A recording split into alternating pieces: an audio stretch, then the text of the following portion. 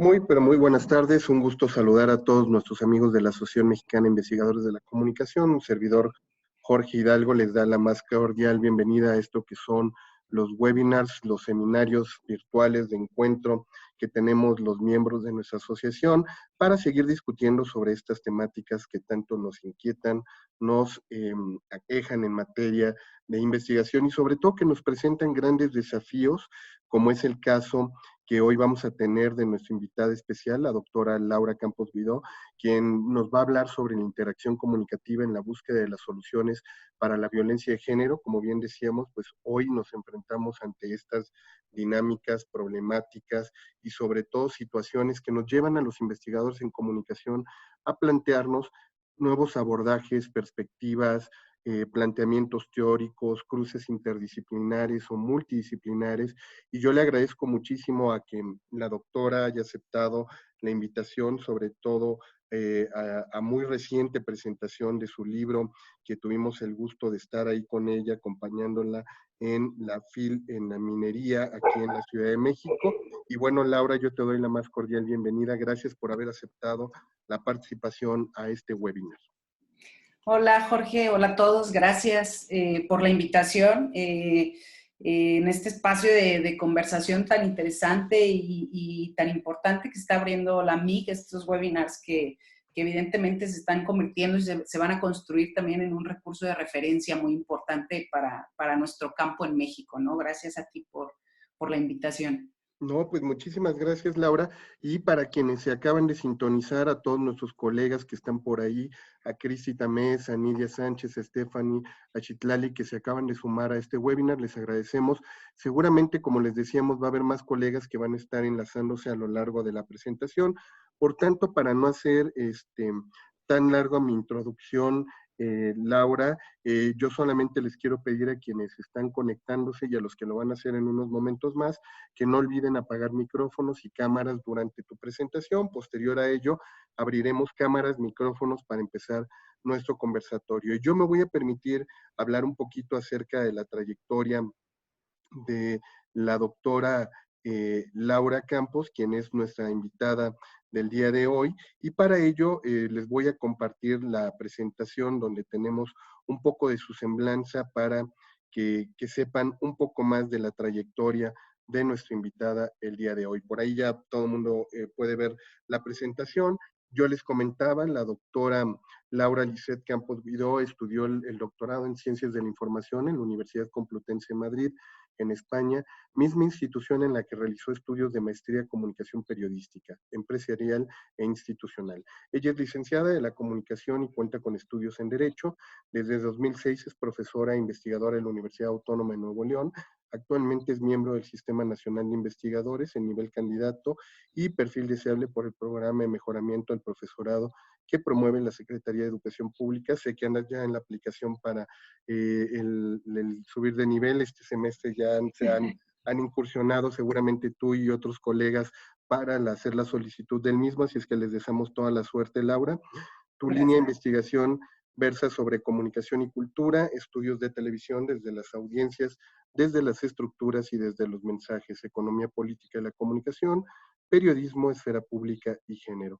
Es integrante de la Asociación Mexicana de Investigadores de la Comunicación y ha publicado diversos libros y artículos científicos en relación con la comunicación, desarrollo social, la ciudadanía, la democracia y los grupos vulnerables. Y el día de hoy, como decíamos, platicará con nosotros en este webinar sobre la interacción comunicativa en la búsqueda de soluciones para la violencia de género, y creo que un tema fundamental y que lo hacían ver mucho Laura durante la presentación del libro, es el abordaje desde la comunicación, la importancia que tiene este tema para nosotros los comunicadores. Hemos tenido por ahí la participación también de la doctora Jaime Vega Montiel, expresidenta nuestra, que ha trabajado mucho este tema, por lo cual también agradecemos que te sumes a esta línea de investigación de comunicación y género, donde seguramente tendrás mucho que compartirnos y tú me indicas en qué momento quieres que suelte tu presentación y con todo gusto pues estaremos compartiéndola con todo nuestro auditorio. Gracias, gracias, Jorge, otra vez por la invitación. Y sí, claro, bueno, esto es una gran oportunidad para sumarnos más a un tema de urgente resolución en nuestro país, que es lo relativo a la violencia en contra de las mujeres. Un tema que es, repito, de urgente resolución. Justo hace unos días nos preguntábamos con unos colegas si era tan pertinente mantener el tema para el webinar ante la crisis del coronavirus, de emergencia que tenemos en este momento, la necesidad de información que estamos teniendo. Pero bueno, los mismos colegas y compañeros en el tema hacían referencia a las cifras y al precedente que se tiene de la crisis con el H1N1 y de las cifras de violencia contra la mujer que también se incrementaron durante esta crisis, ¿no? En México que ocurrió, esta crisis de salud. Y bueno, sin lugar a dudas, pues sigue siendo, por lo tanto, un tema que es vigente y que es de necesaria atención. Nos recordaban también las cifras, por ejemplo, del personal femenino que atiende en los hospitales o en el sector salud, que supera casi el 80% de todo el personal en enfermería. Entonces, bueno, también toda la situación que viven las mujeres en épocas difíciles como esta, que vivimos las mujeres en épocas difíciles como esta, pues nos recuerda que sin lugar a dudas es un tema que siempre vamos a tener que estar al pendiente, ¿no? Esperemos que no por toda la vida, pero que tenemos que seguir estando al pendiente. Y bueno, de eso es de lo que vamos a hablar un poquito hoy, sobre todo podemos empezar ya con la presentación, sobre todo de los resultados que nos arrojó un estudio que realizamos el año pasado, y que, bueno, trajo, como bien lo mencionaste, la publicación de este libro que titulamos La interacción comunicativa en la búsqueda de soluciones para la violencia de género. Era un reto muy importante, era muy importante el tema, evidentemente, era muy pertinente, es muy pertinente el tema, pero nuestra naturaleza científica nos obligaba y nuestra naturaleza social y docente nos obligaba a la propuesta de soluciones, ¿no? Evidentemente el análisis es muy importante, pero también la necesidad de presentar ya soluciones desde la academia, soluciones más específicas, y bueno, se convirtió en un reto mayor. Entonces, bueno, lo que hoy quiero presentarles es un poco los resultados que obtuvimos y un poco platicarles de dónde salieron estos resultados, de qué línea de investigación hemos ido desarrollando, de qué marco teórico y metodológico para poder platicarles también, evidentemente, algunas conclusiones a las que llegamos. Si me puedes ayudarles en la siguiente aquí, es que el doctor Jorge Hidalgo me está ayudando con la presentación. Esta investigación no nace de manera individual, nace de una red que compartimos varios investigadores de diferentes países, que se llama la Red de Estudios Mediáticos de la Agenda Pública. Esta red nace originalmente en Madrid, en la Universidad Complutense de Madrid, y suma a diversas universidades europeas, a investigadores de la comunicación de Francia, de Italia, evidentemente de Madrid y de España y de diferentes ciudades de España, de Portugal también. En América Latina nos acompañan investigadores de Chile, de Costa Rica, de Brasil, y de manera particular aquí en México trabajamos la Universidad Autónoma de Coahuila y nosotros, la Universidad Autónoma de Nuevo León, participamos en esta red de estudios temáticos. Esta red tiene el objetivo principal de analizar los procesos de construcción de los problemas públicos y las controversias en la actual esfera pública mediatizada y estudiar el modo en que interactúan en ese proceso ciudadanos, medios, actores políticos y profesionales de la información. Nuestro objetivo es, por lo tanto, centrarnos en esos procesos de construcción, en ese proceso o en analizar ese proceso comunicativo, sin lugar a dudas, por el que se conforma la actual esfera pública mediatizada, ¿no? Esta forma de trabajar en red nos ha permitido dimensionar o marcar a todos los investigadores que participamos 3 dimensiones específicas. Ahí vamos bien. Nos interesa en esta red crear o tener un enfoque teórico y conceptual centrado en la semiótica, en la teoría de la comunicación y de la cultura y en la esfera pública mediatizada. Ese es nuestro enfoque teórico, es el enfoque desde el cual partimos todos nuestros análisis de caso o análisis de estudios que hacemos en todos estos países que he mencionado. También otra de las dimensiones de análisis es una perspectiva metodológica orientada a desarrollar instrumentos de análisis que permitan la identificación y descripción de las lógicas sociosemióticas contemporáneas y tratar de entender desde los aspectos de la sociosemiótica cómo son estos procesos comunicativos, ¿no? Y sin olvidar, por supuesto, y esa es la gran aportación también que tienen los investigadores de Latinoamérica, el enfoque crítico y analítico de los productos y los procesos comunicativos, ¿no? Siempre desde un enfoque crítico y sin lugar a dudas eso es lo que nos orienta también a identificar a nuestros objetos y sujetos de estudio con ese enfoque crítico. En esta línea que hemos mantenido, nosotros concebimos a la esfera pública como ese espacio de deliberación y de debate que es necesario para todas las democracias, ¿no? Aunque partimos del concepto de Habermas, no es ahí en donde nos quedamos, lo llevamos a discutir, por ejemplo, con Hannah Arendt, lo llevamos a discutir con Cefaí, y bueno, consideramos a la esfera pública ideal como ese espacio de información y de debate abierto que garantice la diversidad y que posibilite la participación de voces y actores interesados en los problemas comunes. Decíamos que lo llevábamos el concepto de Habermas a la discusión con Hannah Arendt, precisamente porque Arendt habla de la diversidad, ¿no? Y de que debemos de partir de esta diversidad en el espacio de discusión.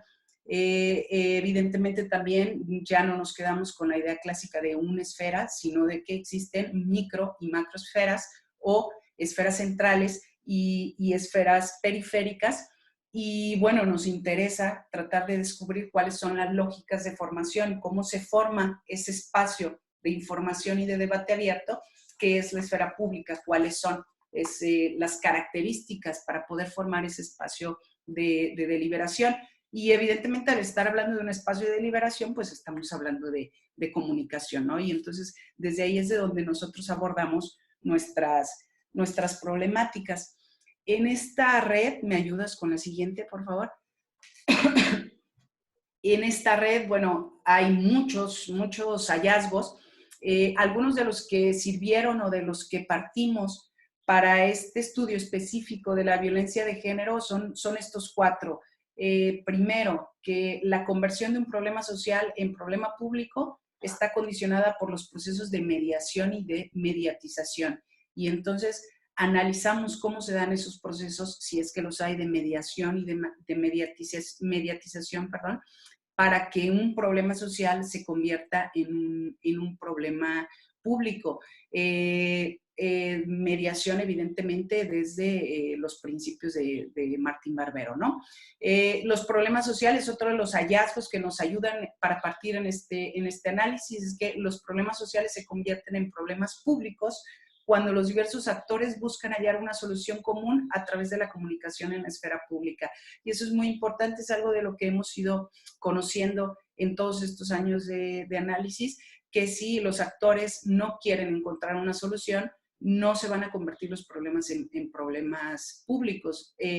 No es que no se suman al debate, se pueden sumar al debate, pero si su intención en ese debate no es encontrar una solución, un problema social nunca se va a convertir en un problema público.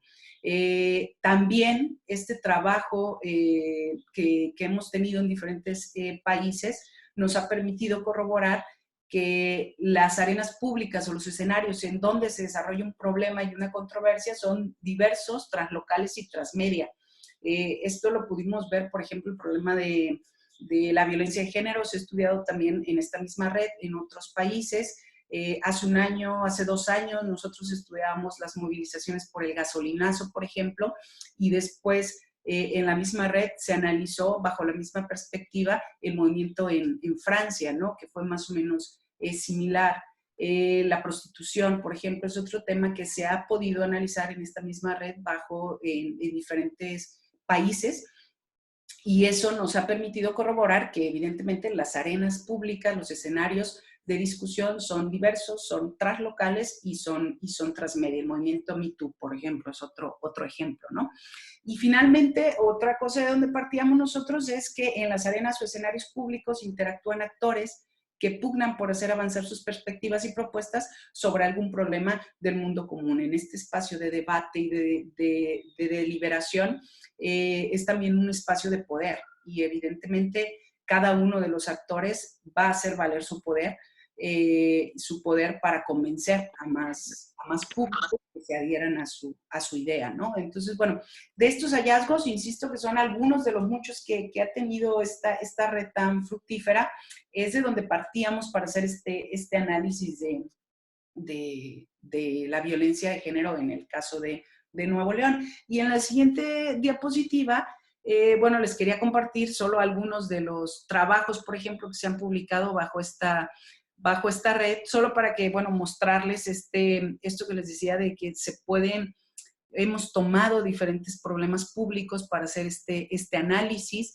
Se ha estudiado el activismo musical, se ha estudiado la prostitución, se ha estudiado el feminismo también desde otros países, el fenómeno youtuber.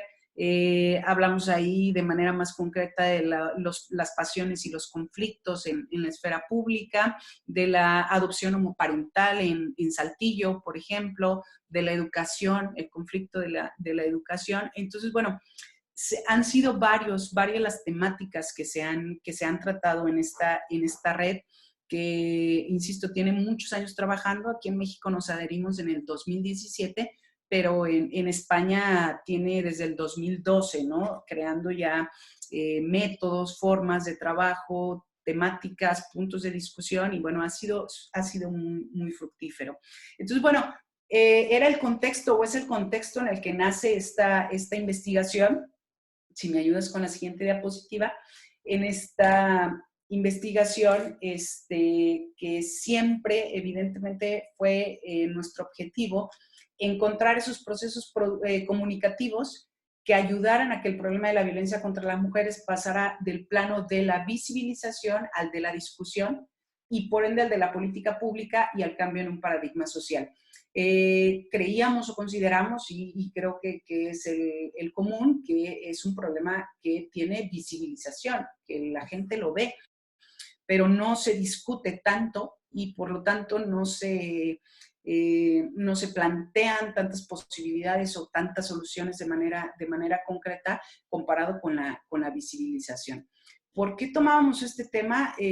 Porque ya lo decía al principio de este webinar, es una situación urgente, y de manera particular en Nuevo León nos encontramos en el top de los índices de feminicidios, de violencia familiar, de agresiones en general hacia las mujeres, ¿no?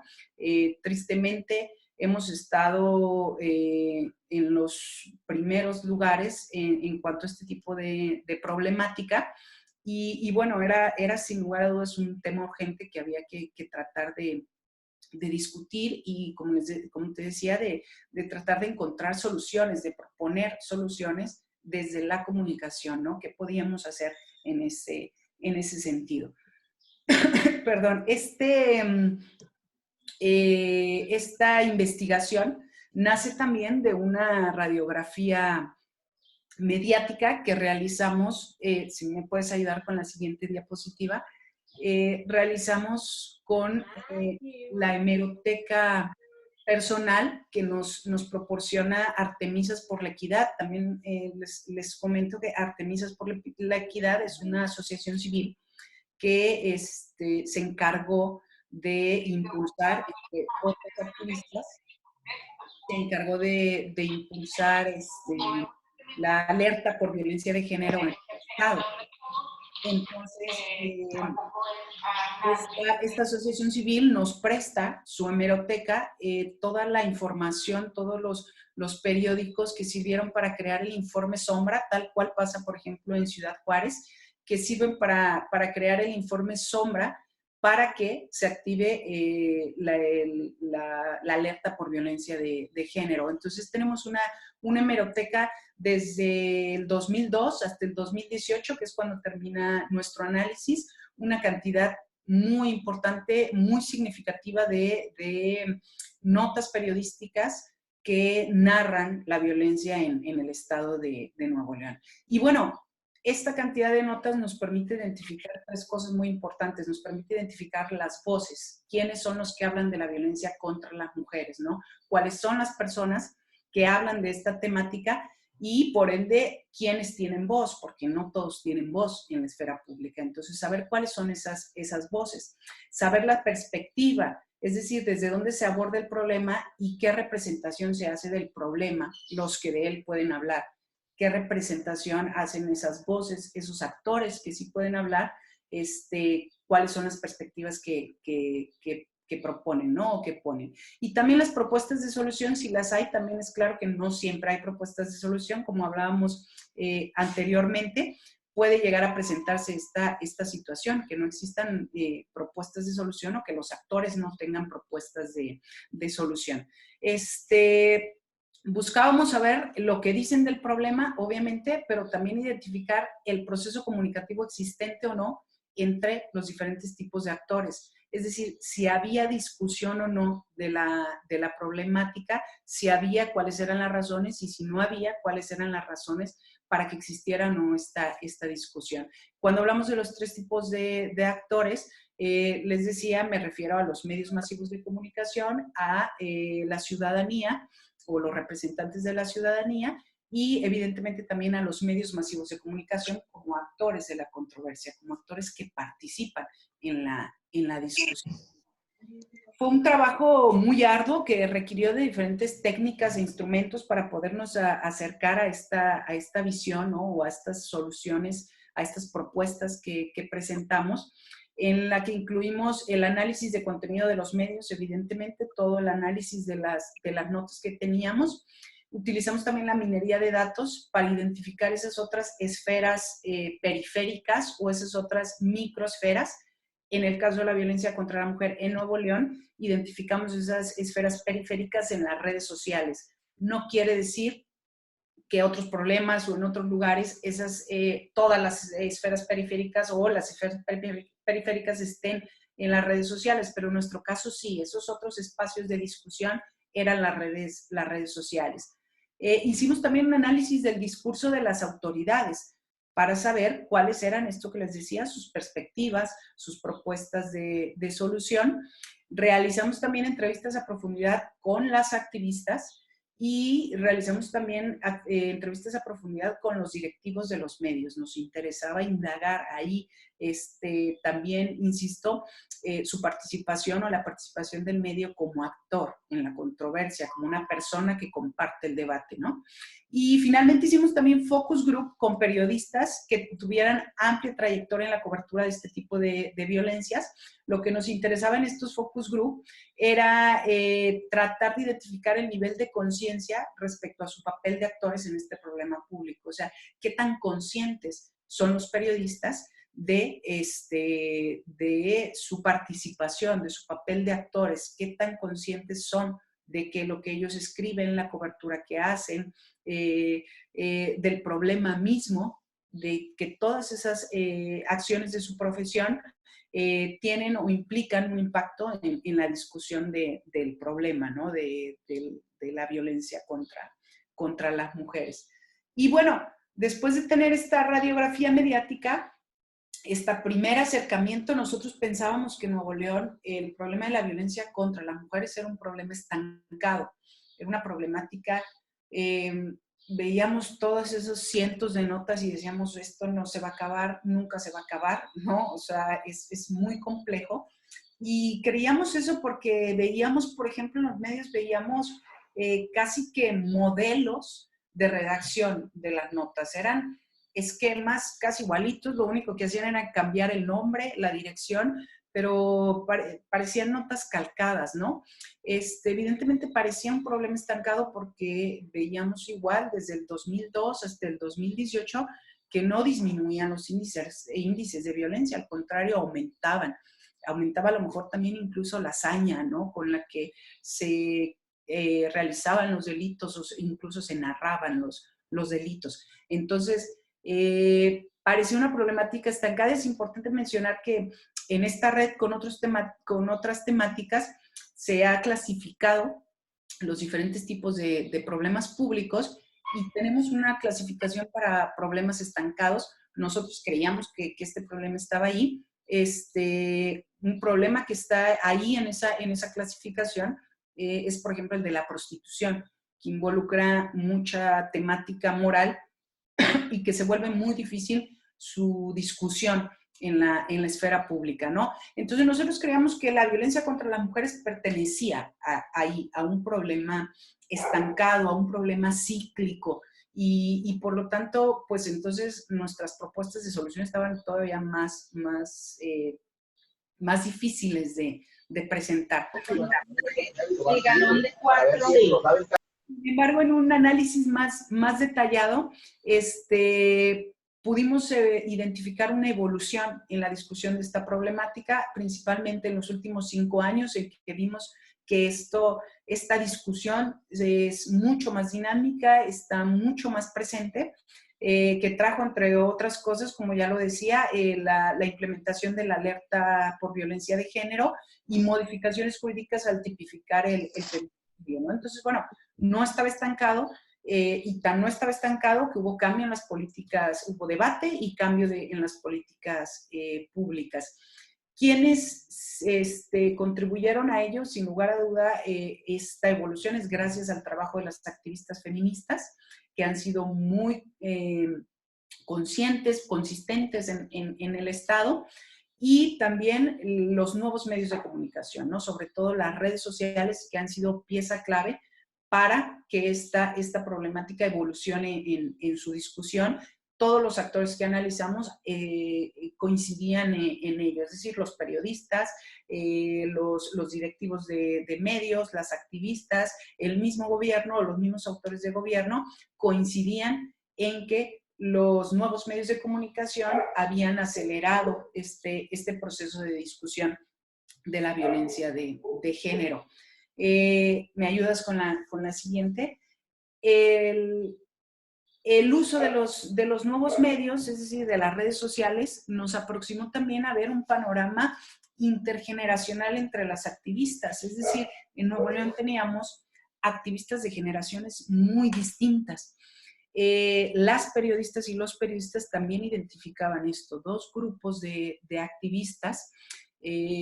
Por algo, bueno, ahora se está hablando de la cuarta ola del feminismo con unas características particulares, pero en esta cuarta ola están conviviendo generaciones distintas de activistas, y ahí veíamos una oportunidad muy importante desde el área de la comunicación, ¿no? Porque las activistas manejaban recursos o manejan recursos distintos de comunicación para impactar, obviamente, en la discusión en la esfera pública, muy diferentes. No todos igual de prácticos, no todos igual de funcionales, no todos con el mismo impacto en la esfera pública. Y bueno, eso fue uno de los hallazgos que nos interesó mucho. Les decía que las periodistas y los periodistas también admitían esto, estas generaciones distintas, y ellos, los periodistas, veían problemas para acercarse incluso con las activistas dependiendo de su generación, problemas para la cobertura, por ejemplo, de las notas, etc. Los periodistas y las periodistas también nos decían que si en las redes sociales hay ruido, si las redes sociales impregnan de ruido al ambiente, la empresa mediática evidentemente se va a ver obligada a dar cobertura al hecho, y al momento de dar esta cobertura, además de llevar la discusión del problema al escenario público, fijará una postura ante la discusión, lo que va a propiciar el debate. Es decir, si se hace ruido en las redes sociales sobre alguna cuestión relativa a la violencia de género, por lo menos en Nuevo León, las empresas retoman esta temática, le dan cobertura y al hacerlo fijan su postura y, por lo tanto, inician el debate, ¿no? Entonces, bueno, la importancia que ya todos sabemos hoy de las redes sociales y de cómo están funcionando de manera... Está bueno, cállate. Y Nuevo León, ¿no? ¿Me ayudas con la siguiente, Jorge, por favor? Otra. Ay, bueno, veíamos en estas diferencias generacionales también la necesidad de un diálogo con los medios y para los medios. Era también algo que nos decían, o es algo que también nos decían las y los periodistas, ¿no? Para todos es claro que la materia prima de los medios tradicionales es la información, y esa información debe ser formateada a los parámetros de novedad, de continuidad, de curiosidad, de emoción, de impacto, de magnitud, incluso de entretenimiento. Y bueno, nosotros incluíamos que evidentemente no se debe confundir, banalizar o espectacularizar el dolor ni la violencia, sino más bien a que las activistas y la ciudadanía hagan uso de estrategias y acciones que tomen en cuenta esta necesidad de la información de los medios, ¿no? Cuando las activistas quieran sumarse al diálogo, cuando las activistas quieran que sus posturas o necesiten, que las activistas feministas necesiten que sus posturas se debatan en la esfera pública central, deben de tomar estas características o deben de identificar estas características de la materia prima de los medios de comunicación o del formato que manejan los medios masivos de comunicación. Al hacerlo así, las personas que quieran fijar su postura en la agenda ya no van a quedar supeditas al deseo del medio, es decir, no van a esperar a que sea el medio el que desee o no cubrirlas, sino que ellas van a generar, ¿no?, la materia prima que necesitan los medios y van a facilitarle este trabajo a los medios. Las imágenes que pongo aquí son las imágenes de las tesis que todos recordaremos bien en diferentes partes del mundo, ¿no?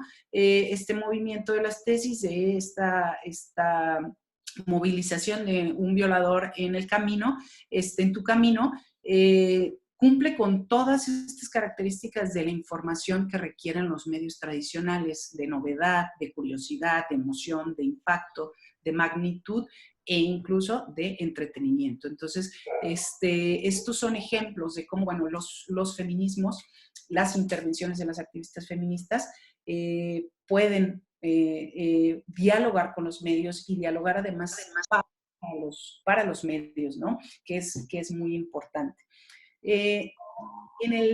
¿Me ayudas con la siguiente? En la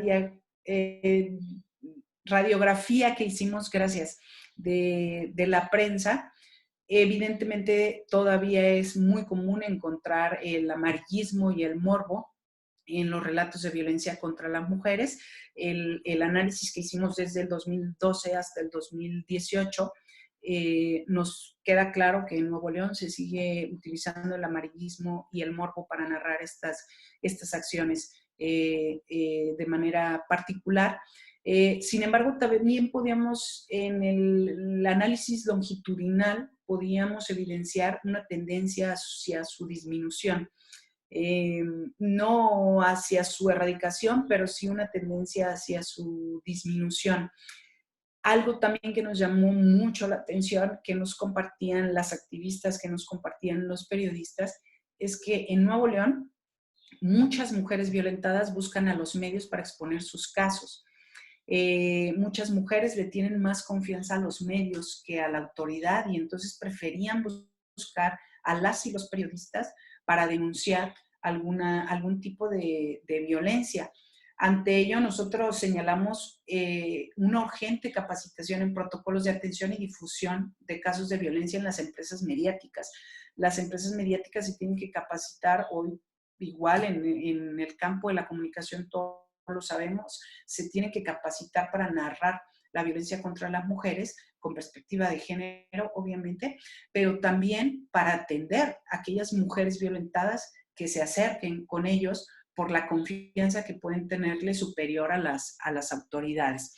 Y para ello, sin lugar a dudas, es indispensable la formación de periodistas con perspectiva de género, ¿no? Y todos los que estamos inmiscuidos en la docencia y en la formación para periodistas tenemos que tomarlo en cuenta. Empiezan ya a que han recibido algún tipo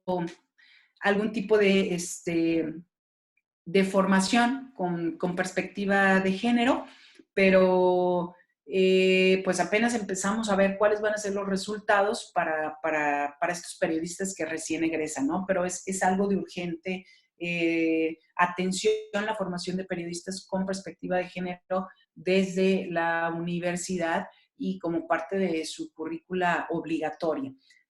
En la siguiente diapositiva hablamos también de algo que encontrábamos muy importante, que es la despersonalización, lo que nosotros llamamos despersonalización, como culpar a la sociedad, culpar a la familia, al gobierno, a los medios. El discurso de las autoridades siempre en Nuevo León regresaba hacia la familia. Es que en la familia no hay valores, ¿no? Muchas de las activistas también culpan a la sociedad de manera general, es que la sociedad es la culpable, o el gobierno, o los medios, porque no narran correctamente las noticias. Nosotros, desde el análisis más fino que hacíamos, llegábamos a la conclusión que esta despersonalización solo trasladaba la responsabilidad de cambio hacia entes subjetivos. Al hablar de la sociedad en subjetivo, de la familia en subjetivo, hacía más complicado, vuelve más complicado identificar las acciones precisas para erradicar la violencia en contra de las mujeres. Y poníamos ejemplos muy claros como el de Ingrid, ¿no? En el que se logra, por ejemplo, identificar el lamentable caso de Ingrid, donde se logra identificar no nada más a la persona que la mató, sino también a los medios que publicaron las fotografías, y se identifica también a las autoridades que colaron esas fotografías, y bueno, se logra por lo tanto también identificar las acciones precisas que hay que aplicar para los casos de violencia, ¿no? Entonces, bueno, hablar de la sociedad o de la familia no ha abonado mucho en el caso de Nuevo León para encontrar estas soluciones. Entonces, en el discurso consideramos que es importante identificar a las personas, a los responsables de manera más precisa, para poder encontrar también las acciones de manera más precisa, ¿no? Las acciones que hay que tomar. Y bueno, hablábamos también, o algo también interesante que encontramos es que no todos los actores del debate tienen propuestas de solución. No todos nos dicen, no todos los actores que participaron en todo nos dicen cuáles las acciones que hay que tomar. Y esto es muy importante, sin lugar a dudas, porque es algo que ha hecho más lento la solución o la erradicación de este problema, porque si no nos proponen soluciones, los públicos no podemos adherirnos a alguna postura y no nos podemos imaginar un mundo mejor si no hay soluciones, ¿no? No podemos pensar cómo sería el mundo si se realiza tal o cual acción de manera precisa para solucionar un problema. Entonces, eso también era algo que identificábamos tanto de autoridades como de activistas o los mismos medios en sus diferentes piezas informativas, que no existían muchas propuestas de solución, no existían propuestas de solución en sentido afirmativo. E insisto, eso en el discurso y en la deliberación hace más complicado imaginarnos un mundo mejor. ¿Qué más veíamos en este análisis? Esta necesidad o esta resistencia devolver el problema de la violencia contra las mujeres a esta idea de un problema privado, al situarlo como punto en común la solución y responsabilidad en la familia. Y eso creemos o consideramos que es volverlo o tratar de regresarlo hacia un problema privado. Y bueno, es una lucha que las feministas tienen desde el inicio, ¿no? Del movimiento, que lo personal es político, que es un problema que no es nada más responsable la familia, sino es un problema estructural que atañe a muchos más actores y mucho más esferas.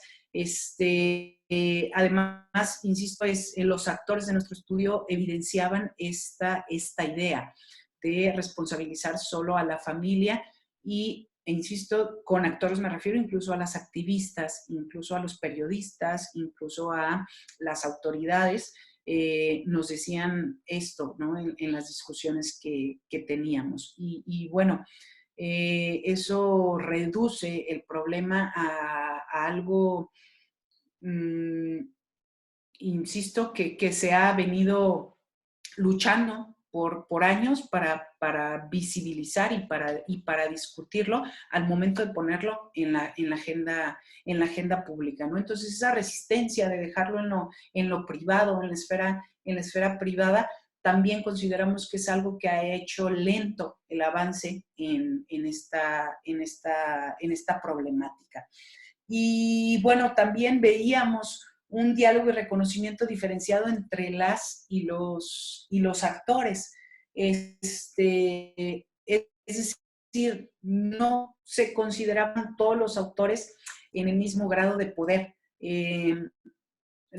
Por ejemplo, las autoridades siempre participaban del diálogo o del debate, pero de manera reactiva, es decir, a petición de parte, hasta que el medio preguntaba, entonces la autoridad fijaba una postura. De ahí que las activistas digan que las autoridades actúan, pero actúan tarde, ¿no? Siempre que ya se les ha exigido, ya se han motivado diferentes movimientos, diferentes situaciones, entonces sí, la sociedad, las autoridades actúan, ¿no? Entonces, consideramos nosotros desde nuestro análisis que esto se refiere a un reconocimiento diferenciado entre las y los actores.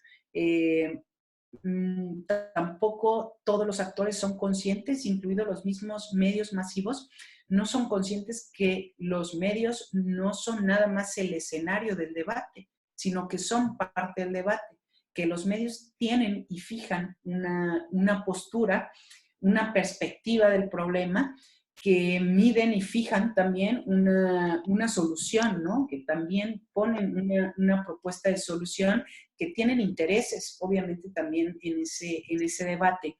Y bueno, eso es algo que también podemos ver que no se reconocen así a los medios como actores del debate o como parte del debate. Insisto, no nada más como el lugar donde se visibiliza el debate, sino como alguien más que participa del debate. Y ¿me puedes ayudar con la siguiente diapositiva? Ahí nos quedamos, ¿verdad? Ups. Bueno, sí, ya. No, más atrás, me perdí.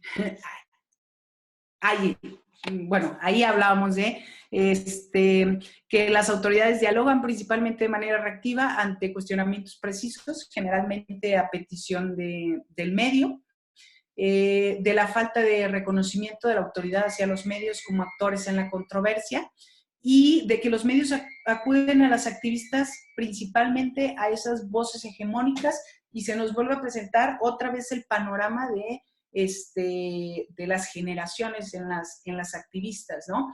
Generalmente esas voces hegemónicas son de las generaciones anteriores, son activistas de generaciones anteriores, y volvemos igual otra vez a esta idea de que los medios acuden a ellas y con ello quedan supeditadas al deseo del medio. Las activistas de algunas generaciones no buscan ese diálogo con el medio, sino están esperando que el medio las cubra y el medio pues solo las busca cuando tiene necesidad de información, ¿no? Entonces, insisto, estas prácticas de reconocimiento diferenciado en el debate que podemos identificar también.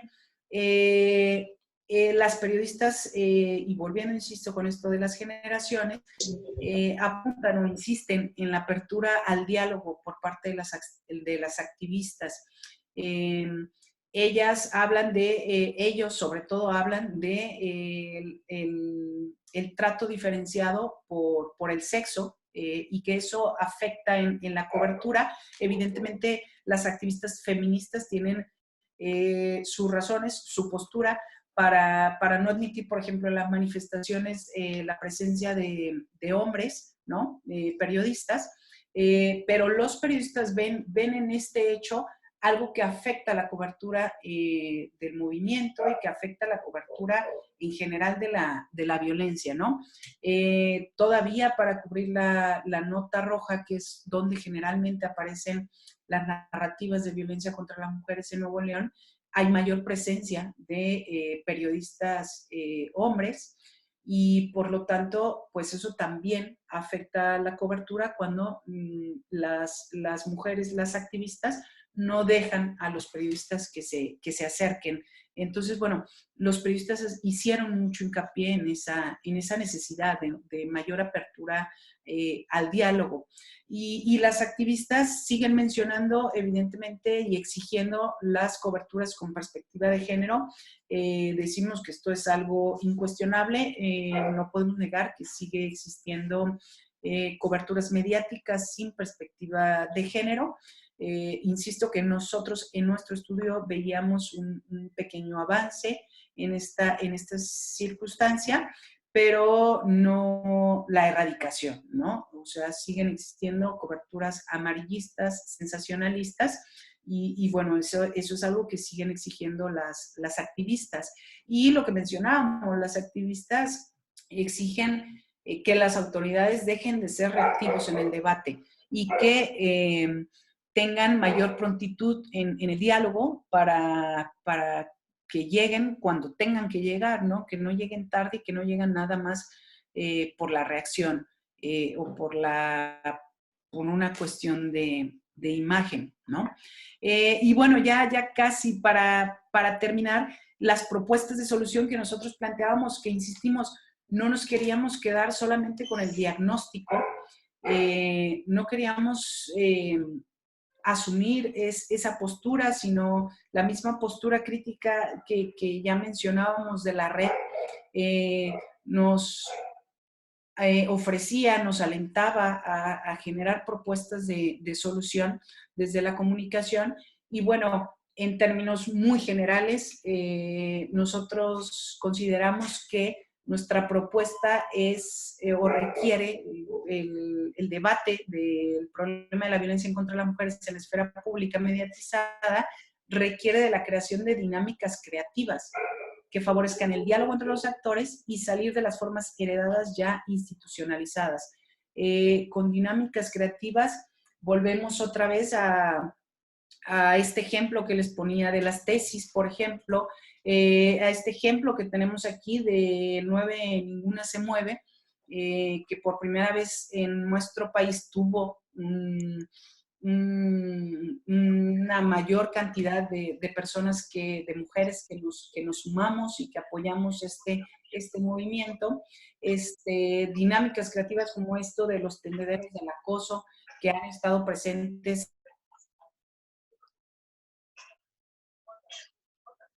requieren esas dinámicas creativas que sirvan de material informativo para los medios masivos de comunicación, ¿no? Y que nos permitan al movimiento, permitan a las activistas feministas, permitan pasar, insisto, de ese espacio de visibilización a un espacio de liberación. Mencionamos y regresamos a lo que ya mencionamos al principio también de este webinar, que si sin la intención del debate de los tres tipos de actores, de los medios masivos de comunicación, de la autoridad y de la ciudadanía, las soluciones son muy lejanas. Es decir, si los tres actores que conforman la esfera pública mediatizada contemporánea no quieren sumarse al debate, no quieren discutir, no quieren dialogar, las soluciones van a ser muy lejanas. Entonces, ¿por qué apelamos a estas dinámicas creativas? Para que estas dinámicas creativas llamen la atención de los medios masivos de comunicación y sin lugar a dudas llamen la atención de la autoridad y para que de esa manera se sumen al debate, ¿no? Para que den su opinión, para que den su interpretación de estas dinámicas creativas. No hablamos de dinámicas creativas y no hablamos de ellas en un sentido, ¿cuál será la palabra? En un sentido específicamente pacífico, ¿no? O sea, no hablamos de que la gente o las mujeres no salgan a manifestarse, no rayen, no, etcétera. No hablamos de eso, no enmascaramos dinámicas creativas en eso. Si esas formas de manifestación y de alzar la voz son las necesarias, son esas dinámicas creativas que van a detonar el debate, pues esas son las que hay. Ah, sí, pero no, hombre. Bueno, llegamos a esa conclusión en este estudio que realizamos, que sin lugar a dudas, bueno,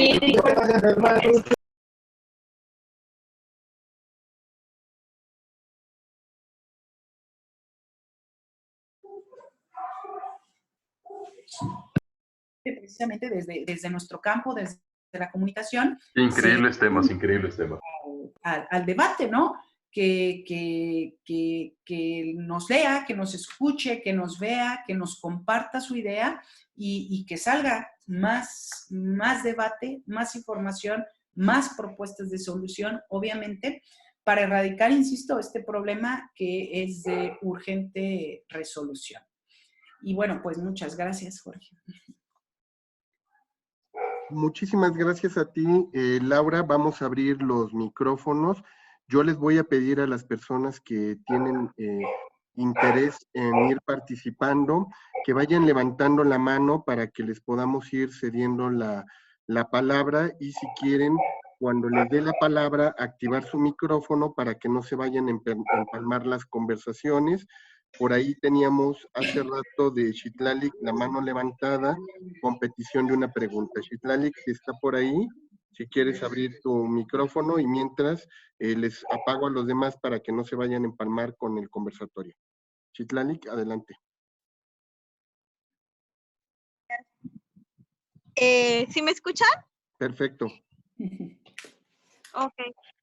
Yo tenía una pregunta respecto a cómo es o qué papel juega la familia en este entorno, ¿no? Sabemos bien, o explicó la doctora Laura, ¿no? Que los medios de comunicación son un actor, la ciudadanía es otro y también el gobierno, ¿no? Pero al final de cuentas, a pesar de que no se puede o no se debería de remitir a la familia como es la única responsable, la única culpable, ya que entonces se cae en la despersonalización, pero ¿cómo se puede abordar estas problemáticas o cómo se puede incidir desde esta arista? ¿Contesto? Si quieres, adelante, Laura. Bueno, la familia es un espacio de socialización, ¿no? Definitivamente. Es el espacio donde se va a discutir esos temas que se discuten en la esfera pública central. Funcionan muchas veces la familia también o las familias como esferas públicas periféricas, dependiendo de la temática, dependiendo del lugar. Y la familia, además del espacio de socialización, debe de ser un espacio de discusión, sin lugar a dudas. Es un espacio de formación, pero en un nivel más íntimo, ¿no? Donde se permiten otras reglas también en la discusión. Evidentemente también la educación es una clave, la educación y en la familia es también un espacio clave para la educación. Entonces, bueno, es un espacio importante, es un espacio distinto al de la esfera pública en la discusión. No sé si me expliqué, Citla, porque es un espacio de discusión en el que actuamos desde un aspecto más íntimo, a diferencia de la esfera pública, donde actuamos bajo otro rol o con otro rol, ¿no? Claro. ¿Sí? Gracias. No, adelante, Citlali, que ya quedó resuelta la pregunta. Sí, ya quedó resuelta. Gracias. Perfecto. Teníamos por aquí también, creo, un comentario de uno de nuestros colegas que aparece con el nickname de Belcebú, pero no sé si sigue conectado por ahí.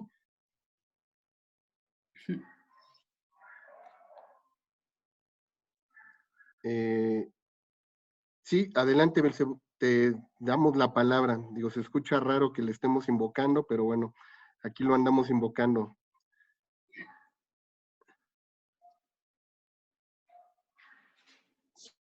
Dice que ya se resolvió también la duda. No sé si alguien más tenía la mano levantada por ahí, que ya, para que le pueda ceder el micrófono.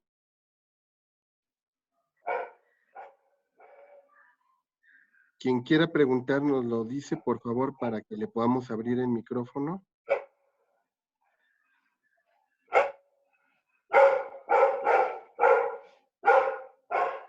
Que se nos está filtrando por ahí.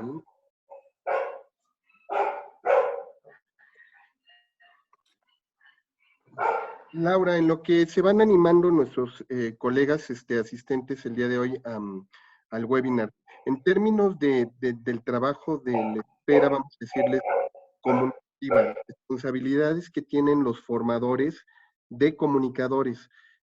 Seguramente hay varios colegas que están conectados el día de hoy que pertenecen a alguna universidad, colegio, donde se están formando seguramente futuros periodistas, comunicadores en la región. ¿Qué es lo que nos está ocurriendo? ¿Cuál es el fallo para que no tenga una perspectiva de derechos humanos, una perspectiva de género, un tratamiento informativo, equitativo, libre de violencia, sino que pareciera que estamos más preocupados todavía por mantener una forma tradicional, patriarcal, que redunda en los discursos tradicionales de agresión dentro de los mismos medios informativos? ¿Qué nos pasó a las universidades? Bueno, yo creo que es lo que mantienen las activistas feministas, ¿no? Es un problema estructural, es un problema que lleva muchos años, muchas generaciones, y que hace tan complicado movilizar ideas, movilizar acciones, identificarlas a veces siquiera, ¿no? De ahí la necesidad también de no decir es que es culpa de la universidad, no, es que yo soy la universidad, yo formo la universidad, es mi culpa también. Es culpa a esto nos referíamos, pero es culpa de la familia. Bueno, ¿de cuál familia? De mi familia en específico es esta culpa, ¿no? De mi rol como mamá me corresponde esto. Y creo que en las universidades, y hablando de la formación, esto es algo en lo que debemos de poner atención, insisto, desde la formación, en enseñarnos a identificar cuál es nuestra responsabilidad y por lo tanto cuál es la acción de manera concreta que debemos de tomar cada uno de nosotros, ¿no? Acciones concretas como lo que te decía de educar o formar a los periodistas en la currícula obligatoria con perspectiva de género. Hay muchas universidades que tienen en su currícula el periodismo con perspectiva de género como una materia optativa. Pero no de manera obligatoria, no como algo que los periodistas deben de cursar. Creo que eso incidiría mucho, nos ayudaría mucho para que en el aula, de manera obligatoria, cada uno pudiera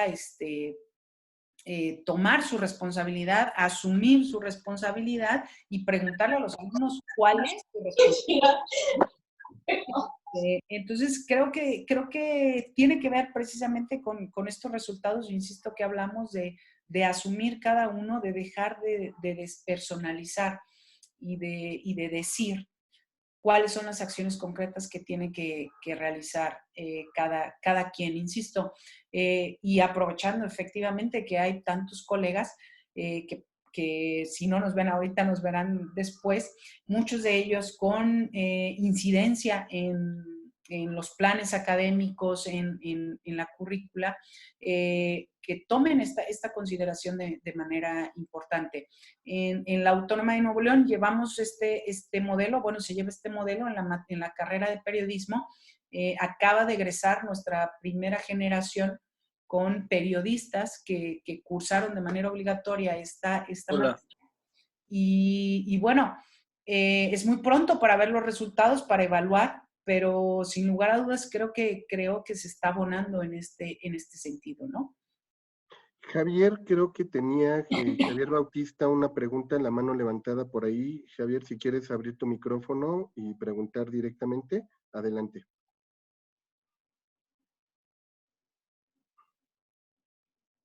No sé si nos escuchó Javier. Javier, tienes ya el micrófono abierto si quieres hacer la pregunta de manera directa. Creo que ya no, ya se nos desanimó Javier o no nos está escuchando. Mientras te pregunta por aquí Leti, dice, la resistencia de los periodistas y medios de verse a sí mismos como actores, lo vimos también en los estudios de la violencia contra periodistas. Es como esta cuestión del modelo del autor ausente, te comenta por aquí Leti. Sí, efectivamente, es esta, es esta, no sé, es algo muy complejo que hay que estudiar, incluso de manera particular.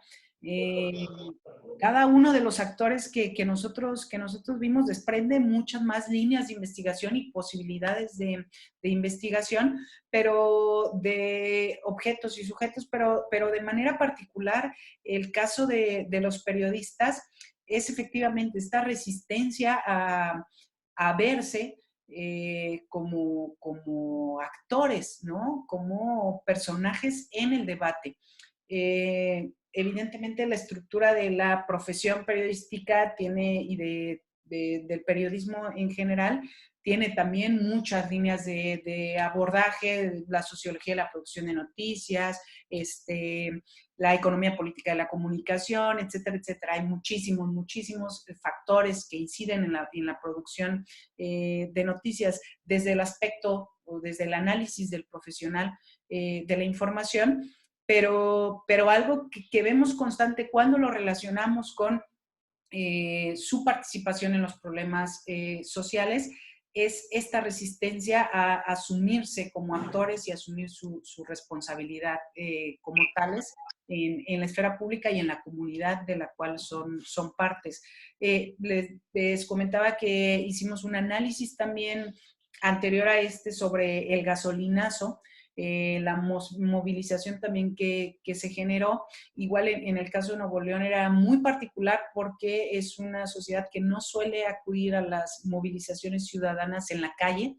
Entonces, bueno, era una movilización muy importante y hacíamos más o menos una reflexión similar con los periodistas y y veíamos esto que nos comentas, ¿no? O sea, de esta resistencia a verse como actores de la controversia. Y creo, retomando a lo que decía ahorita Jorge, que es parte de la formación, ¿no? Yo creo que es parte también de las deficiencias que tenemos en la formación contemporánea de nuestros periodistas o de los profesionales del periodismo,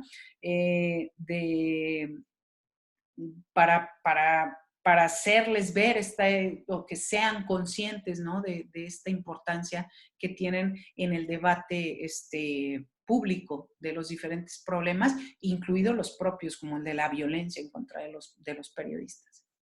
Yasmín había levantado la mano, no sé si quieras hacer la pregunta, Yasmín. Sí. Adelante. Bueno, en la educación en general ¿cómo podemos abordar a los jóvenes? ¿O cómo podemos, pues sí, hacerlos tener una perspectiva que no se sientan atacados con el tema para que no se... Pues sí, bueno, básicamente eso. No sé si comprendí bien y te refieres a los jóvenes varones, hombres, o a los jóvenes en general, como En general. en general, para que no se sientan atacados en cuanto a... En cuanto al bombardeo de información del tema. Bueno, y es muy importante tomando en cuenta los medios que utilizan para comunicarse, ¿no? Sobre todo para mantenerse informados, sobre todo las redes sociales, y donde hay un bombardeo de información, evidentemente.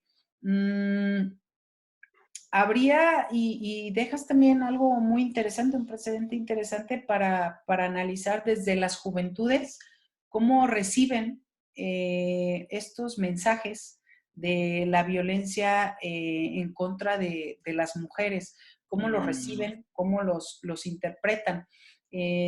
Tú me hablas de sentirse atacados y probablemente es por la cantidad de información, porque de repente se habla de que han perdido la capacidad de asombro, ¿no? Por ejemplo, las nuevas juventudes, o porque son insensibles a ciertos temas o hacia ciertas temáticas. Entonces, dejas interesante ahí una línea, una apertura. ¿Cómo educar? Una línea de investigación para ver, ¿no?, cómo interpretan estos mensajes. ¿Cómo educarlos? Como cualquier educación, con empatía, ¿no?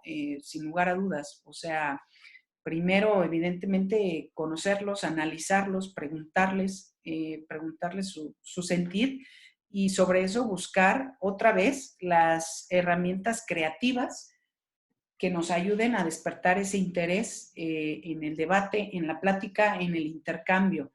En todos los procesos de comunicación, independientemente del tema, independientemente del nivel de comunicación, y con nivel me refiero a interpersonal, etcétera, etcétera, masivo, en todos lo más importante es despertar el interés del interlocutor, ¿no?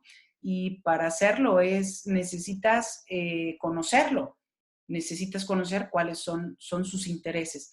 Entonces, dos cosas importantes: si dejas, insisto, ver cómo están recibiendo estos mensajes, y si los están recibiendo de manera agresiva, pues buscar precisamente una manera para que no lo sea, una manera creativa que apele a una interacción más empática con ellos, ¿no?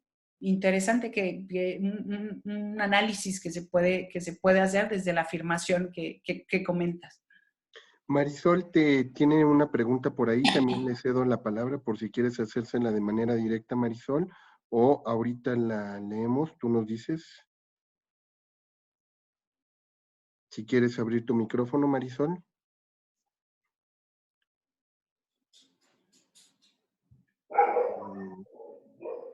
Creo, ya está abierto tu micrófono, Marisol, si quieres hacer directamente. Perfecto. Hola, buenas tardes a todos. Laura, en algún momento mencionaba que a veces las personas, por ejemplo, las víctimas de violencia, le tenían mayor confianza a los medios de comunicación que a las autoridades. ¿Se ha pensado en hacer algún tipo de investigación en ese sentido para hacerla llegar precisamente tanto a los medios de comunicación, como a otros, como las autoridades, sobre la credibilidad y la sensación de justicia al ser conocido su caso? Sí, bueno, sin lugar a dudas, este estudio fue algo muy revelador, por lo menos, insisto, en la sociedad regiomontana.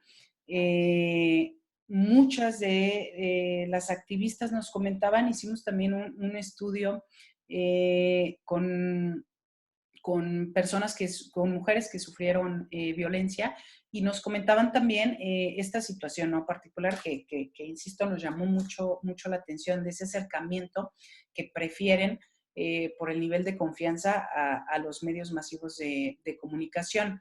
Específicamente hacia ciertas figuras, hay en la televisión regiomontana figuras femeninas muy influyentes y que, bueno, las mujeres se sentían seguras acercándose con ellas.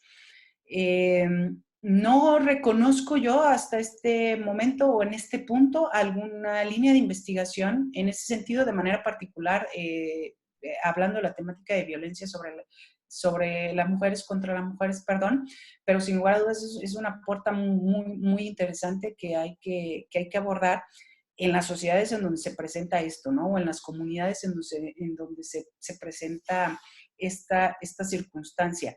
Insisto, creo que característica de Monterrey o de Nuevo León, el poder identificar estas figuras en la televisión. Probablemente existan también otras figuras en otras esferas periféricas, a lo mejor los influencers o las influencers, ¿no? En las redes sociales, en las diferentes redes sociales, pero sí, claro, es una situación particular que hay que estudiarse y que debe ahondarse. Insisto, yo no conozco hasta el momento algún seguimiento que se haya dado sobre eso, y como mencionas, muy importante por el impacto que puede tener evidentemente también los resultados hacia las autoridades, ¿no? Mostrarle a las autoridades el nivel de confianza y el nivel de confianza, insisto, reflejado frente a estas figuras públicas, ¿no? Muchas gracias. Respuesta a la duda. Por aquí también Héctor tiene la mano levantada. Héctor, si quieres abrir tu micrófono para preguntar.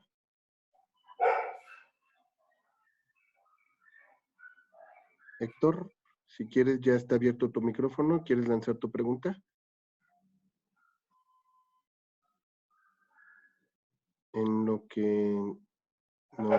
Héctor, ya está activo tu micrófono, si quieres preguntar. Bueno, en lo que se termina de animar Héctor, que tenía la mano levantada, por aquí te habían puesto en el chat que decía que haya de aquella expresión de Andrés Manuel cuando se refirió al movimiento feminista y a las acciones de la gran marcha, como había que ser creativos. ¿Tenía razón o a qué te refieres cuando hablabas sobre las expresiones creativas que estuviste mencionando durante la exposición? Te preguntan por aquí, Laura. Sí, precisamente por eso hacía esa acotación. Nos resultó hasta gracioso, porque cuando iba saliendo el libro, cuando se estaba terminando de imprimir, con estas palabras justamente de acciones creativas, alguien por ahí hacía este mismo comentario, ¿no? Una autoridad y un político. Y por eso también en la presentación trataba de aclarar que se trata en un sentido distinto, ¿no? Si las acciones creativas, y con creativas me refiero a distintas, ¿no? A las establecidas hegemónicamente, es decir, a que no tenemos que esperar a que nos sienten en una mesa para platicar y a que citen a las activistas y a que citen a las autoridades y a que citen a los medios y todos con un café tengamos que, o todas y todos los que inviten tengan que discutirlo, ¿no? O en un congreso de feministas o en un congreso de comunicación o de políticas públicas, etcétera, etcétera, ¿no? A eso me refiero, justamente a todo lo contrario, a no esperar esos espacios tradicionales para generar o para abrir el debate. Y con acciones creativas pueden ser desde rayar, pueden ser desde cantar, pueden ser desde bailar, pueden ser desde quemar. Es decir, esas otras formas alternativas que generen ese debate o esa discusión. Y sí, bueno, coincidió cuando se editó este libro, cuando estaba editándose, con unas declaraciones de algunos personajes públicos, pero no va en el mismo sentido, definitivamente. Por aquí creo que Héctor Genaro tenía la mano. No sé si vas a preguntar, Héctor. Ya tienes el micro abierto. En lo que se anima Héctor Genaro, dice Sergio Mena. ¿Y qué sucede cuando uno como periodista es manipulado para hablar como el medio quiere para beneficio de cierta masa? Sí, hablamos ahorita, ¿no? De eso, precisamente, de la complejidad que hay en el ejercicio del periodismo.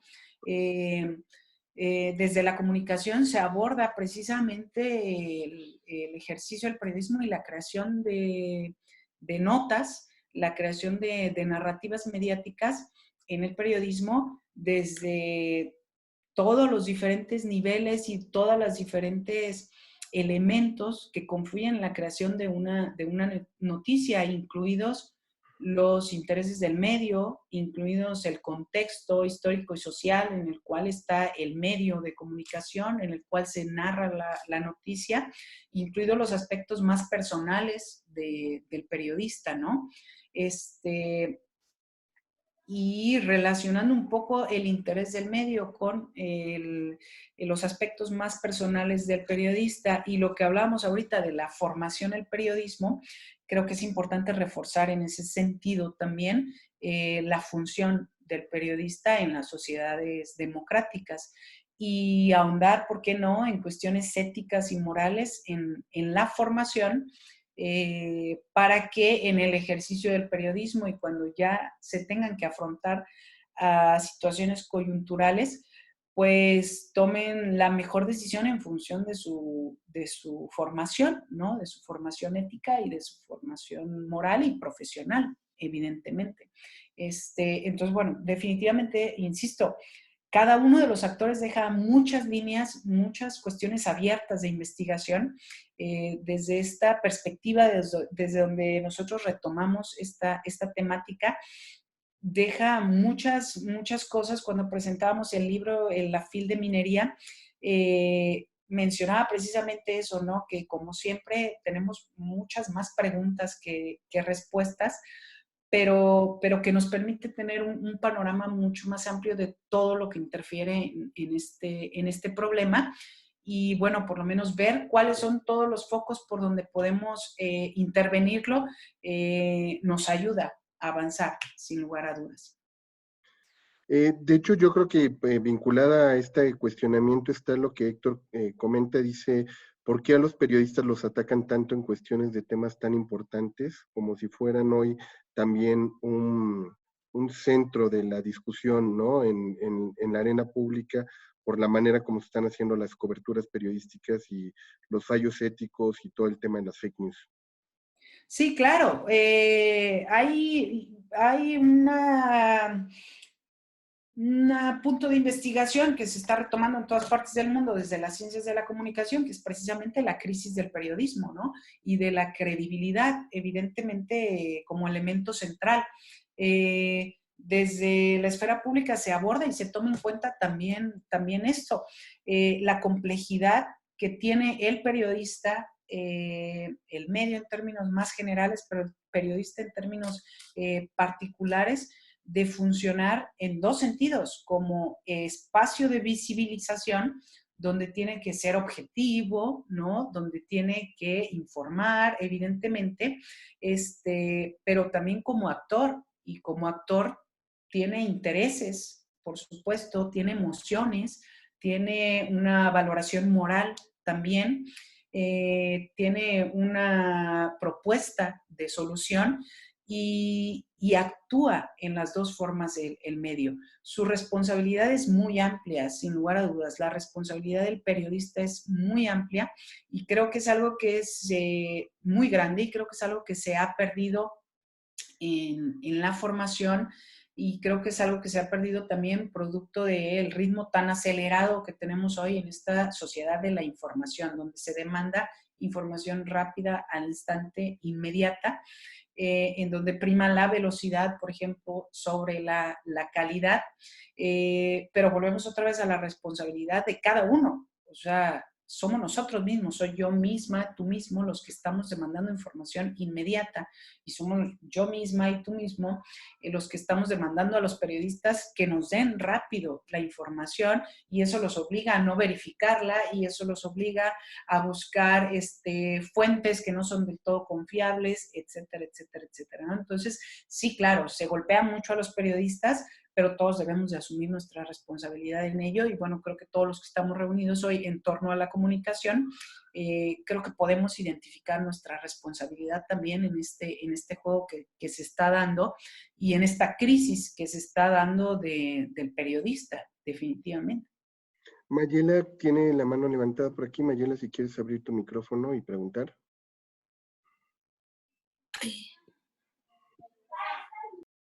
Sí, adelante, Mayela. Creo que ya se desanimó, pero bueno, mientras, Mayela, Hola. Adelante. Sí, adelante. Hola, buenas noches. Entré ya casi cuando ya había comenzado la plática, pero mi duda es en el tema de los periodistas, desde el punto de ahorita el tema del coronavirus, ¿qué tan manipulada es la información? ¿Qué tanto es para mover masas, como dicen? ¿Qué tanta información es real? ¿Cómo el periodista decide qué decir, qué no decir? Desde el punto de compromiso con la televisora que se tiene, por el gobierno, por lo que se tiene que decir, por lo que no. ¿Qué tanto se puede manipular el periodista al dar una mala o buena información? Bueno, si quieres, podemos jalar un poco más hacia el tema de género, que más que para el tema del coronavirus, pero creo que va muy vinculado, ¿no?, en la labor del periodista, Laura. Sí, claro, bueno, un poco para tratar de resolver, no es mi área de expertise, pero estamos hablando ya de un tipo de comunicación especial, que es la comunicación de crisis, que hay muchísimos estudios al respecto, muchísimos manuales incluso, sobre cómo actuar en este tipo de casos.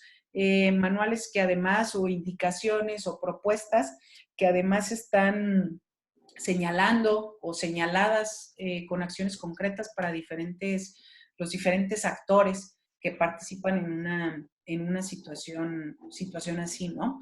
Y jalándolo un poquito al tema de género, y de lo que veíamos en este estudio, por ejemplo, lo relativo a las fuentes, era también algo que llamaba mucho la atención en cuanto a la cobertura de la violencia en contra de las mujeres. La falta de fuentes para narrar fuentes concretas para narrar los actos de violencia, ¿no? Una cuestión muy común en la nota roja, pero de manera específica en la violencia contra las mujeres, que no se cita la fuente, no se cita quién nos está dando los datos de un crimen, de una violación, de un acoso, de etcétera, etcétera. Por lo menos en Nuevo León, en estos años de estudio, veíamos que los periodistas decían, una fuente informó, la fuente informó, etcétera, ¿no? En estos casos, por ejemplo, nosotros situamos la responsabilidad en el medio, es decir, si el periodista no me dice quién es la fuente, pues entonces el que está narrando eso es el medio de manera directa, y por lo tanto el responsable, la postura, lo que dice, etcétera, etcétera, corresponde al medio. No sé si en el caso, insisto, específico del coronavirus y de la comunicación de crisis aplique igual, cuando no se corroboran fuentes, cuando lo que se quiere es informar rápidamente, el medio asume completamente la responsabilidad de lo que está diciendo, de lo que va a decir y del impacto que puede generar, ¿no? En ese sentido. Comentarios que siguen llegando aquí en el chat. Nidia dice, en Perú es ese programa enlazado El Valor de la Verdad. La primera mujer entrevistada fue asesinada luego de que declaró en el mismo programa que había sido infiel a su pareja, que estaba presente en el mismo set. El programa se llama Enlatado, ¿no? Bueno, aquí pone una nota de Enlatado, dice, esta periodista aún trabaja en los medios, es líder de opinión, el programa se suspendió, pero se ha vuelto a relanzar. Entonces también está el tema económico en las empresas periodísticas, y el poco poder de la ciudadanía como usuarios mediáticos. Esto es de Nidia. Por aquí también dice Estefanía, la violencia contra la mujer es poliforma, entre ellas está la violencia política contra la mujer, en donde los periodistas suelen ser el juez y parte de este fenómeno. El protocolo para atender la violencia política contra las mujeres por razón de género reconoce a los medios de comunicación como actores que pueden ejercer violencia.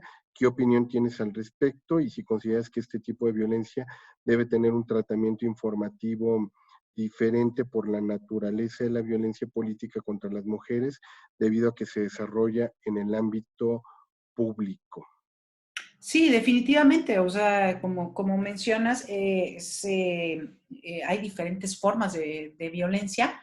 De manera particular, en este estudio nos situamos sobre todo en la violencia física, en los feminicidios, pero claro que hay muchísimas otras formas de ejercer violencia contra las mujeres, entre ellas la violencia política. Y sí, efectivamente, como en las otras formas de violencia, los periodistas son actores y por lo tanto pueden ser también agresores, ¿no? Los periodistas y el medio, evidentemente, también lo es, o también son agresores. Pero insisto que cómo abordarlo, por ejemplo, cómo otra vez como propuesta de solución, veíamos esta situación que se dio con Ingrid, cuando se identifica al medio y se identifican al medio y los medios que publicaron estas fotografías, violando su identidad y volviendo a violentar, obviamente, se puede ir directamente contra el agresor, ¿no? Y las feministas, las activistas eso hicieron. Fueron y se plantaron delante de las oficinas de este medio y exigieron una solución específica, una solución concreta, una solución particular. El medio respondió con un comunicado. Evidentemente no con eso el medio ya terminó con todas las formas de violencia, o no podemos asegurar que nunca jamás va a volver a ejercer violencia de género, ¿no? Pero ya se le reclamó una acción concreta a una persona que violentó concretamente, ¿no? Si hubiesen seguido en el discurso o nada más en el discurso de los medios actúan mal, volvíamos otra vez a esos entes subjetivos. Los medios, ¿cuáles medios? Todos los medios. Y no necesariamente es así. Hoy tenemos periodismo ciudadano, tenemos periodistas activistas, periodistas feministas que hacen periodismo con perspectiva de género, tenemos agencias de periodistas feministas que redactan notas con perspectiva de género específicamente para alimentar a diferentes otros medios, ¿no? Entonces, insisto, la importancia de señalar a los responsables en todas las acciones de la esfera pública, ¿no? En el caso de la violencia política, podría ocurrir en el mismo sentido, o sea, señalar específicamente el medio que comete esa violencia. En el caso de la investigación, por ejemplo, nosotros lo hacemos, nosotros analizamos dos medios particulares. En Norte y Milenio podemos hablar de esos, no podemos hablar de otros, y podemos señalar en esos que hubo una disminución, no una erradicación, pero podemos señalar que en esos hubo una disminución de narrativas que no utilizaban perspectiva de género.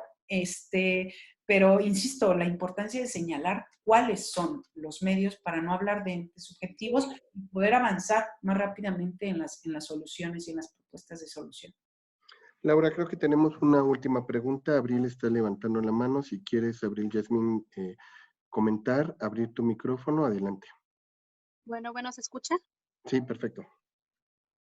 Ok, bueno, mi pregunta es referente al tema que estamos hablando ahorita, que estamos diciendo que pues también los medios tienen un papel muy importante en estos temas, ya que en algunas ocasiones suceden casos en los que hay una marcha o una manifestación y se toman los temas como por ejemplo las acciones negativas, como que hubo estos daños y tal cosa, pero no se trata exactamente del motivo de una manifestación o una marcha respecto a estos temas.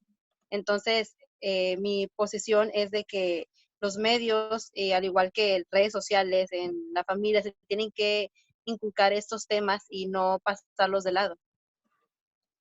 Sí, claro, definitivamente, ¿no? Lo que hablábamos de la formación, en el caso particular de los periodistas con perspectiva de género. En el estudio nos hablaba, los directivos de los medios nos daban datos muy crudos, pero bueno, eran los que les hacían tomar ciertas decisiones de la publicación o emisión o no de ciertas noticias, y tan directamente nos decían que una nota de un feminicidio llevaba más interacción o generaba más interacción si se publicaba evidentemente en el medio escrito, que son los que nosotros analizamos, y generaba interacción en el medio digital. Entonces, por una cuestión económica, que también es lo que hemos hablado o en lo que hemos redundado,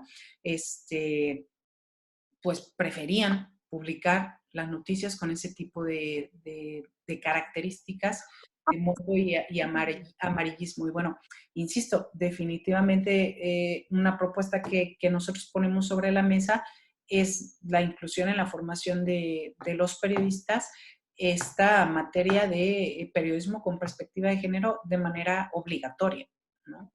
Como llevan géneros periodísticos, que lleven también periodismo con perspectiva de género de manera sí o sí.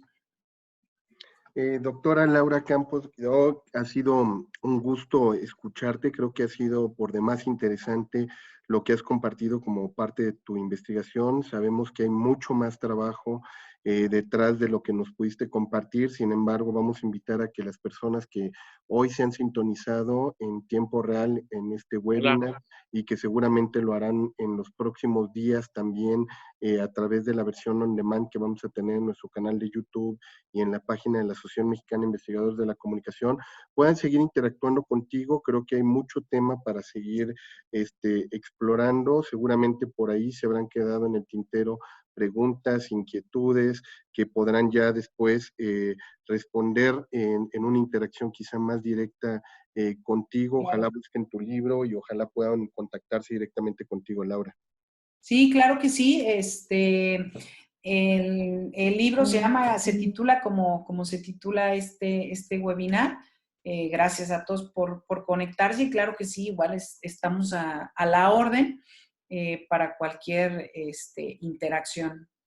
Y bueno, y en este caso, doctora Laura Campos, yo quiero en nombre del Comité Ejecutivo de la MIC hacerte la entrega de este reconocimiento, aunque sea por el momento de manera virtual, ¿no? Sobre todo por esta exposición que nos has dado de la interacción comunicativa en la búsqueda de soluciones para la violencia de género.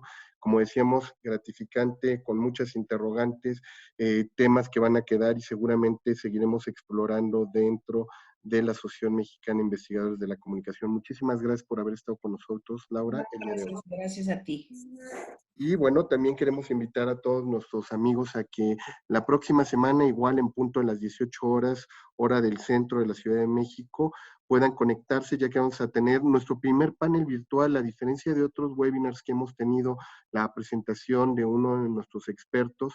En esta ocasión tendremos la presencia de la maestra Blanca Nayeli Gómez Aguilera, de la Universidad Autónoma de Coahuila, que van a conectar también desde la Universidad Panamericana, aquí desde la Ciudad de México, el doctor José Luis López Aguirre, y de la Universidad Autónoma de Baja California, el doctor Manuel Ortiz Marín, un panel virtual que va a estar explorando el tema Agenda Sociodigital de la campaña presidencial del 2018, temas, emociones y noticias falsas que motivaron la interacción política ciudadano. Para aquella que todos están interesados en el tema del proceso electoral, política, tecnopolítica, pues seguramente tendrán un tema muy interesante la próxima semana con nosotros en este webinar. Así que muchísimas gracias a todos los que se conectaron, a las personas que siguen todavía con nosotros, pues que tengan una excelente tarde.